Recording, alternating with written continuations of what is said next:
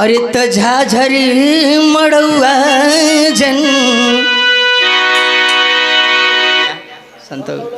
अरे त झाझर मड़ौआ जन छ अरे वही है बाबा हो अरे झाझर मड़ौआ जन छ अरे वही है बाबा हो अरे लगी हैं सूरुजवा के अरे जोत हो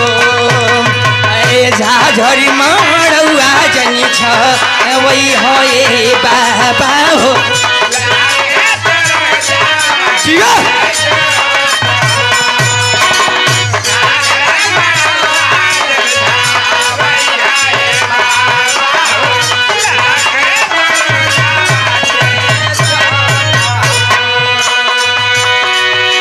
लेकिन हम लिख लेला अपने से लिख लेला कि उसे लिखो नहीं ना खुद कहने की अपना से लिख दें एक लाइन का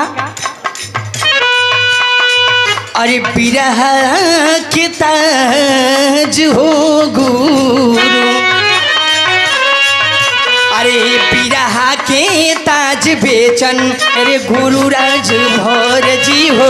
अरे बिरहा के ताज बेचन अरे गुरु राज भर जी हो अरे पचरा से बनल कह ए चान हो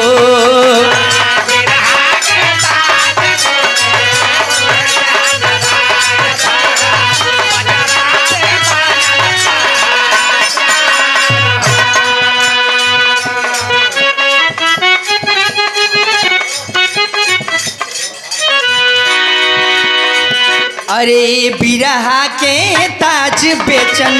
गुरु राज भर जी हो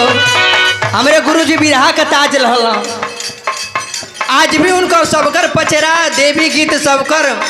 अपने के पावर स्टार समझे मेगा स्टार समझे सबकर बुता गई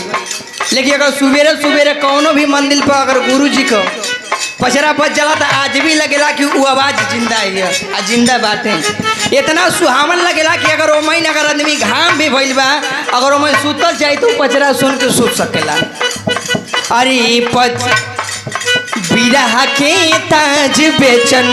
गुरु राज भर जी हो अरे बिरहा के ताज बेचन अरे गुरु राज भर जी हो अरे पचरा से बनल पहचान हो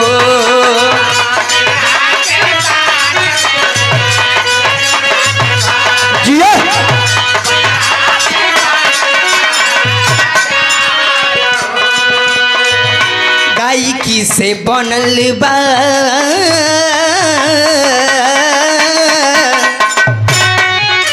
अरे गायकी से बनल इनकर इहे पहचान हो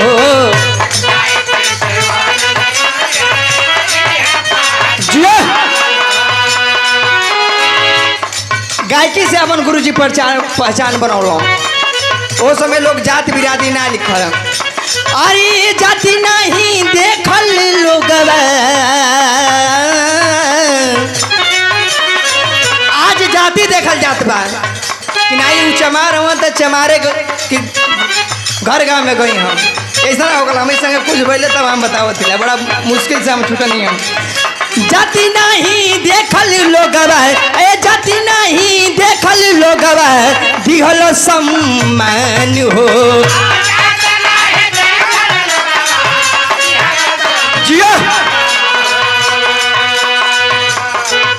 अरे अखिलेश चांद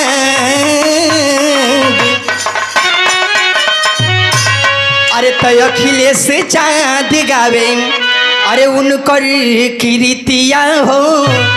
अरे तो अखिलेश चांद गावे अरे उनकर कीर्तिया हो अरे कोटि कोटि करे पर नाम हो अरे अखिलेश चांद गावे उनकर कीर्तिया हो कोटि कोटि करे पर नाम हो अरे उनकर कीर्तिया हो अरे कोटि कोटि करे पर नाम